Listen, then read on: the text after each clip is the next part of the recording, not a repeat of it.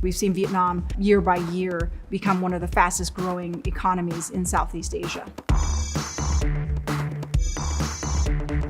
Vietnamese consumers are very aspirational. You've got millions of people riding motorbikes, and they want to be riding inside cars. Vingroup, Vietnam's biggest conglomerate, has really tapped into that. The founder and chairman aspires to be the Elon Musk of Vietnam. Thì tôi sẽ thay cái xe yêu quý hiện nay của tôi là Richest 570 thành VinFast.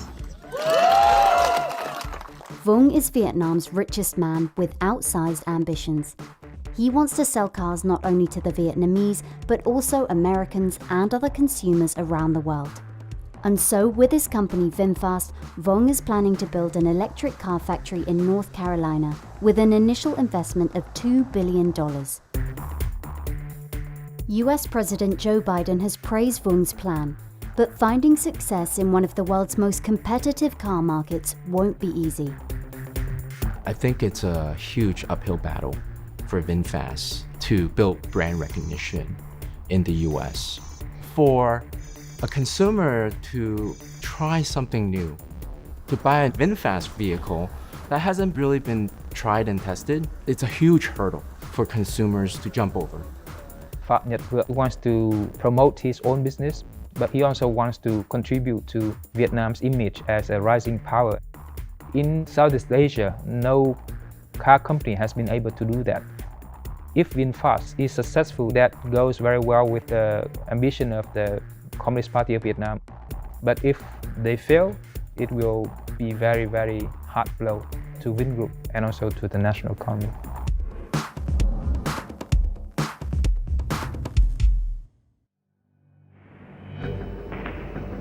The fall of what was Saigon marked the end of America's disastrous intervention in support of South Vietnam.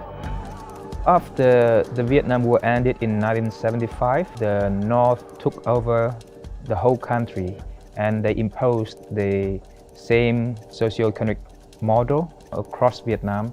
That means Vietnam adopted a centrally planned economy with the state sector playing a very dominant role. There was almost no foreign invested or private sectors back then, but that kind of policy led to poor economic development with high rate of poverty, and there was lack of even essential consumer products. In the late 1970s and 80s, Vietnam's economic troubles were exacerbated by a trade embargo imposed by the US and international isolation following Vietnam's military intervention in Cambodia. Fearing the collapse of the regime, the Communist Party of Vietnam adopted the Doi Moi, or economic reform policy, in 1986. That means they allow foreign investment and also the private sector to play a bigger role in the economy. The private sector in Vietnam has been growing very strong over the past 30 years. Now they account for about 40% of Vietnam's GDP and contributes about 30% of Vietnam's tax revenues. And more importantly, it accounts for about 60% of jobs in Vietnam. So they play a very important role in keeping the economy growing. But the key issue is that most of the private companies in Vietnam are small and medium-sized enterprises. Vietnam really needs strong leading private companies to lead the national economic development. And Vingroup is one of such national champions. Vingroup is the country's biggest private company with a market capitalization of $11 billion. In 2021, its total assets accounted for about 5% of Vietnam's GDP. What makes Vingroup so successful today is that its businesses and brand reach into every aspect of Vietnamese life. You can have a Vietnamese born into a Vingroup-owned hospital. They can eventually go to a Vingroup school and eventually university that's operated by Vin University as well. They can live in a Vin home and shop in Vin malls as well. The Vingroup umbrella covers over a dozen businesses, and the Vietnamese government points to the company's growth and success as a sign of Vietnam's modernization.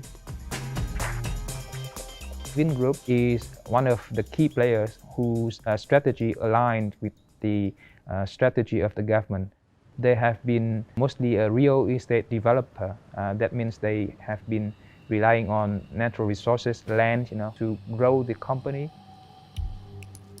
There have been concerns about the possible environmental risks of one planned Vingroup project. In 2019, the government approved a $9 billion residential and tourism project on reclaimed land in the coastal Cang Giao district of Ho Chi Minh City, despite concerns that it might damage the mangrove forest nearby. In July 2020, a group of environmentalists, academics and researchers signed a petition calling for an independent assessment of the project. So you have a large part of forested area, and then you have a small city, and along the city you have a beach, and then they want to reclaim this land. The project is not removing mangrove, however it can have some side effects, especially on the hydrology and sedimentary dynamics of the mangroves. Depending how the project will be done, it can change how the water can flow in. If this project is preventing sediment to reach the mangrove, then the mangrove will retreat. The mangrove forest is really the buffer between the sea and Ho Chi Minh.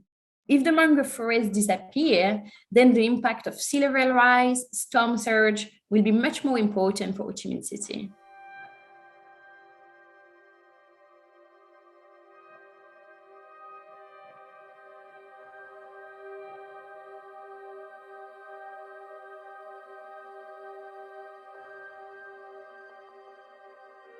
While some believe that the political connections of Vingroup's founder PHAM NHAT Vuong are crucial to the company's success, this is something Vuong himself has denied. And in fact, he says he really wants to stay away from politics. But a lot of people in Vietnam don't really believe that, because it's really hard to be as successful as they've become without really political support. Vuong sees himself as a patriot entrepreneur. He wants his Vingroup to be really successful, to really make a mark on the world stage. PHAM NHAT Vuong studied mining and geology at a university in Hanoi before he was sent on a scholarship to study in Moscow. After graduating in 1992, he moved to Kharkiv in Ukraine and set up a company making instant noodles and other dried food.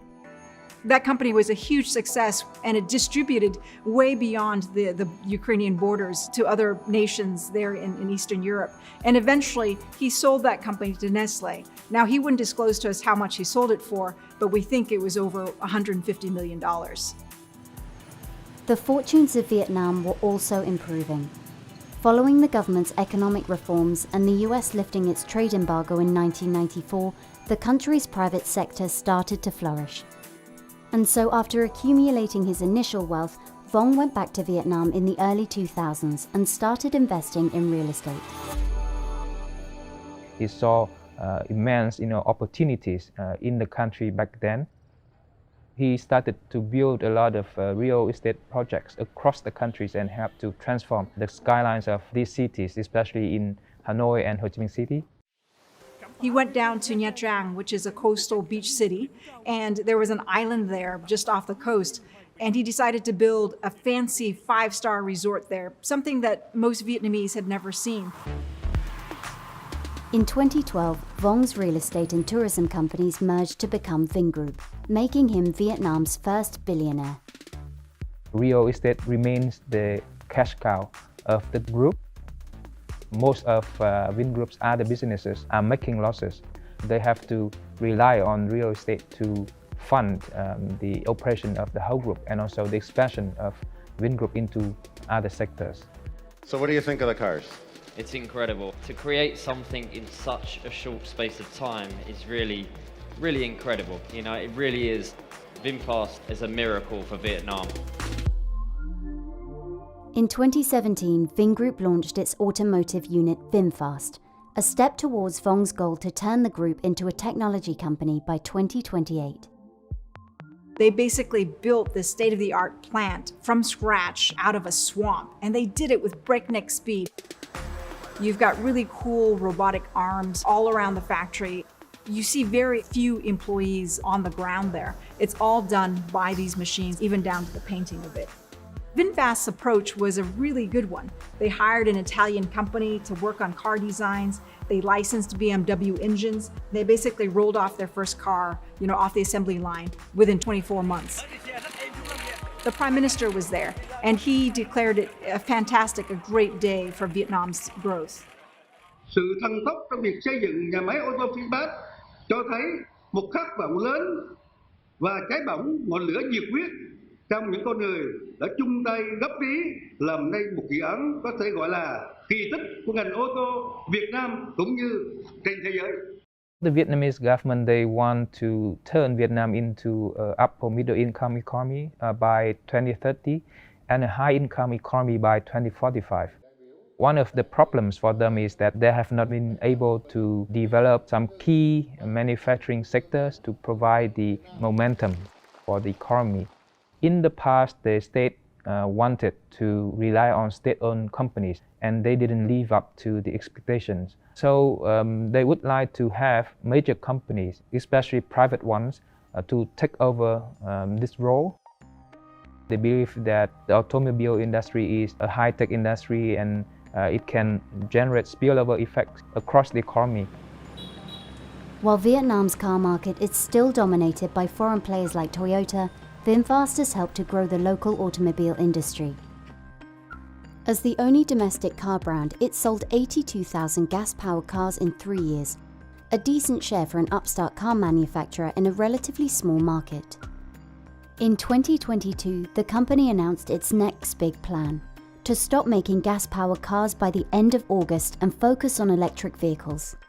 You won't find their electric vehicles on the road here yet, but VinFast is about to become a major player in North Carolina. The startup based in Vietnam is only a few years old and wants to go worldwide. The transition into EVs is the future trend, and in the EV sector, there have not been a lot of established players yet. So if they can do fast and do well, they can become one of the market leaders.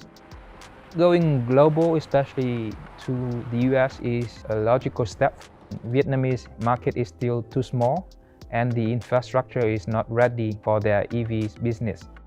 The US is the second largest market for cars, and they have advanced infrastructure systems.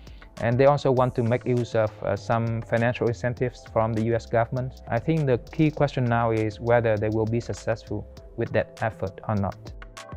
VinFast has said it plans to break ground on the factory in North Carolina in September, and it's on track to begin EV production in the US in 2024. The company has received 73,000 orders for their electric cars, but it has ambitions of delivering as many as 1 million cars globally within 5 to 6 years. Starting a factory in the US and anywhere around the world, it's a huge undertaking. Obviously, you have to build the building, you have to buy the equipment. But I think where the challenges lies is really in the last mile. There are around 30,000 parts in a vehicle. So it's not a very easy feat for them to overcome. They've been building cars in Vietnam, but coming here to the US, the challenge is how well they marry all those parts together to ensure there's quality. The US is one of the most competitive auto markets in the world. Chinese EV makers such as Geely and NIO haven't cracked it after years of trying. But VinFast might have a geopolitical advantage. We have seen a remarkable trajectory in the relationship between the United States and Vietnam. Unlike China, American politicians are more likely to support an automaker from Vietnam, a country that's had closer ties to the US despite their history. But VinFast still faces competition from Tesla, as well as the likes of GM, Ford and Honda, who all plan to roll out new EVs in the next 5 years. We're not competing with any EV companies. We would like to take market share from the internal combustion engine vehicles. I mean, not everybody can afford to buy $100,000, $150,000 EVs, right? It's You're talking about Tesla, aren't you? and many others. The future of mobility is here. VinFast's EVs, they're looking to launch 2 or 3 models, and the pricing range is between $40,000 to $60,000 US dollars. That's really comparable to a Model 3 from Tesla. but half the price of the Tesla Model S. So they're really targeting the mass market, not really the premium market. And that is the right strategy, I think, because for an automaker to be successful and be profitable, they need to build scale. The question is, can they convince American consumers to plunk down $41,000, $51,000 on a car made by a brand from Vietnam that they most likely have never heard of? I'd really not be buying this car in the next year or so. In the next few years after the history of how things are going, then I would. I like something a little bit more economical, and this looks pretty sleek, actually. Agreements are in place to raise at least $4 billion globally to fund the planned North Carolina EV factory and US rollout. And to ensure VinFast's success, Vuong has committed $2 billion of his own money, but he may have to invest much more. A typical automaker spends upwards of $10 billion just on marketing expenses alone. So the question is, will VinFast have the capital resource to allow them to make that strong push into a new market and sustain that capital investment over time? If they can source continuous flow of capital and allow them to execute the strategy, they can be successful.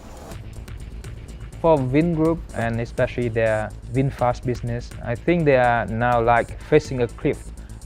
If they can jump over the cliff, they can reach a land of opportunities and they will become an international player. But the risk is that if they fall off the cliff, it will be a disaster, not only for themselves, but also for the national economy as well. Vietnam and both Vingroup want to be on the world stage. They want to modernize. These are narratives that they share. So at the end of the day, how much will the government support VinFast's plans, especially if they need funding, especially if things go south? I think those are really big questions that we don't know yet the answers to.